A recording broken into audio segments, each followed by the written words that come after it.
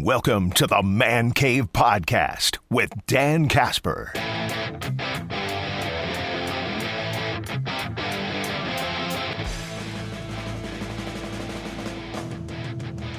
So we have a bit of a Jaire update. Today, Wednesday, we'll get a glimpse of the team doing some OTA stuff. A little bit of an open media session. We'll hear from Matt LaFleur and some limited players later on today and such. But one player that we probably won't see there, maybe, possibly, unless there's a change of heart here for the last second, maybe we'll be a little bit surprised, is going to be, we're probably not going to see Jaire Alexander. However, according to Matt Schneidman from The Athletic, a little bit of a development in the Jaire Alexander offseason saga. According to Matt Schneidman on his piece on The Athletic, according to a source with knowledge of the situation, the Packers have proposed a restructured contract to Alexander. His agents have not agreed to a restructuring yet. However, Alexander wants to remain in Green Bay. So, all right. Possible positive direction, arrow trending in a good way for these two sides to reconcile and come together and try it again for another year, if you will.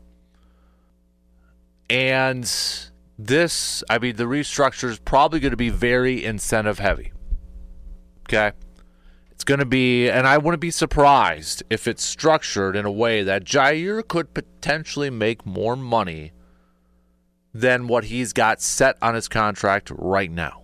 If this is something that Jaire would agree to, it wouldn't be a surprise that there's the potential for him to make even more money. I think the big the negotiating part of this thing may be whether it's one of those, and this is the thing when it comes to NFL contracts, likely to be achieved incentives or not likely to be achieved incentives. Likely to be achieved incentives are, well, how the name describes it. It's incentives that have a really good chance of the player to get. Maybe it's, and I'm going to be a little dramatic in these examples. Guy plays 5 games. Incentive, sort of thing. Not likely to be achieved. Guy gets 15 interceptions. Okay, being a little dramatic on that, but that's kind of what it is. And then the likely to be achieved incentives are incentives that are counted on the current cap. Not likely, aren't counted on the cap, but if the player gets it, then it's taken off the cap for the following season.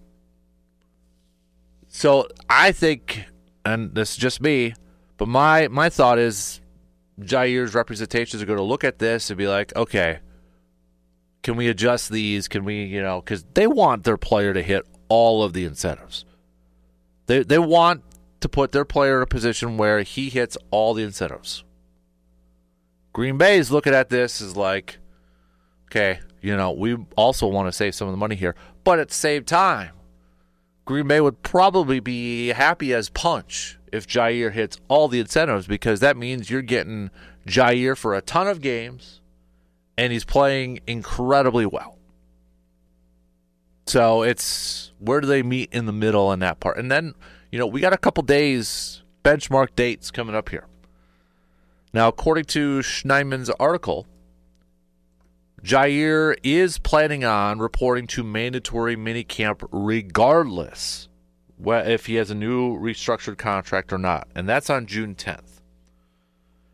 And that's of note, too, because, June 10th is where you can start to fine players for not showing up and such. Now, I don't know if Green Bay would fine Jaire. Now, remember, though, too, the caveat is that changed a few years ago. Remember that changed where, because teams would always waive the fines after they came to an agreement on a deal with a player and such. Now you got to fine them.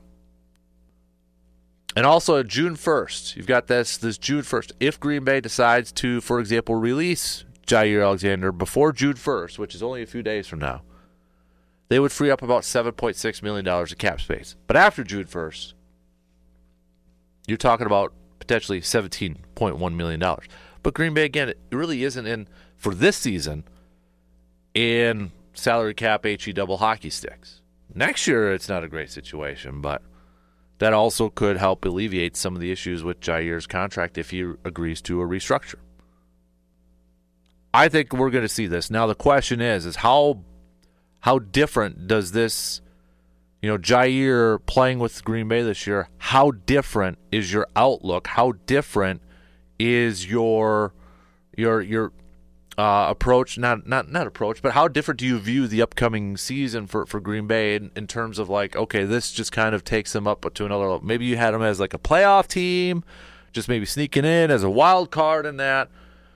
Are you of like, okay, Jaire's back, this is a team that's going to win the division, compete for the division, and maybe even compete for a Super Bowl berth? Is it that much of a jump for you? Because there's no question, Jaire on the team makes them better. The question mark is, how much can we rely on Jaire to be on the field? That's the $1 million question, and that's the question we don't know. And we won't know until we get into the season. But if Jaire is on the field, and let's say he's playing double-digit games this upcoming season. Let's say he's playing 14 games. This makes Green there's no debate about it. It makes the team better. Talent-wise, it makes the team better with him on the field. Because the biggest question mark that I think a lot of fans, myself included, when it comes to a position group for this team is corner. I don't know if I'm ready to push all my chips in on Keyshawn being number one corner. He did good last year. When you look at the advanced numbers and statistics, and whether it's Pro Football Focus and that, Keyshawn, I think, had an underrated season last year as a corner. That doesn't get talked about enough. But am I ready to crown him as a number one corner? I don't know if I'm there yet. In fact, I'm not there yet. Adding Jaire to that group of Keyshawn, Valentine, Hobbs,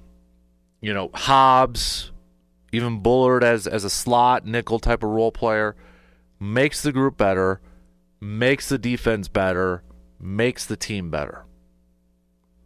So yeah, it vaults them up by default.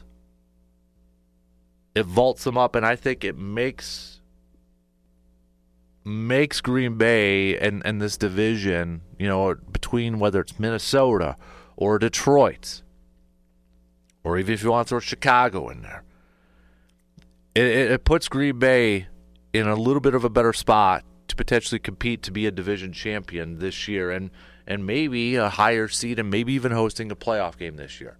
There's no question. I mean, the simple answer is this makes the team overall better.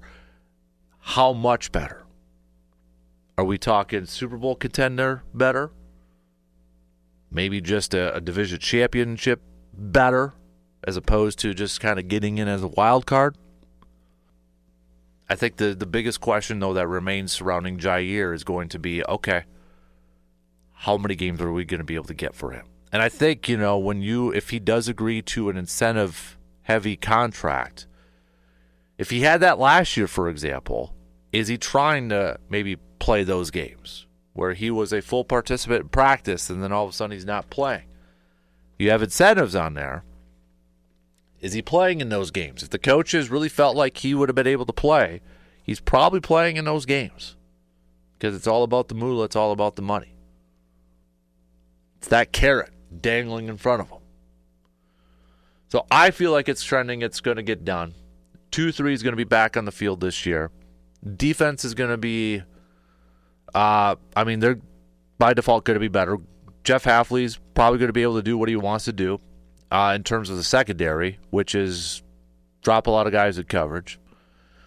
And now I think the question probably goes back to, Jaire's back on the team and you've got your cornerback depth. I think then the question mark now goes right back to, do they have enough talent in the pass rush department? Do they have enough guys, or they got enough guys, but do they have the right guys to go after? Because we know what Hafley wants to do. He has said it. Matt LaFleur has said it.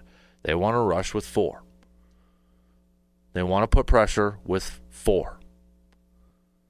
That's great that they want to do it, but do they have the right guys to do it? So if you got your secondary figured out, with Jaire potentially coming back, with those safeties, Evan Williams entering his second year. We know about Xavier McKinney and such. It puts all the pressure back on that front to get after the quarterback, to get home without bringing, a corner on a nickel blitz or bringing a safety down to try to bring, extra pressure there. It puts all the pressure squarely back on that front to do their job.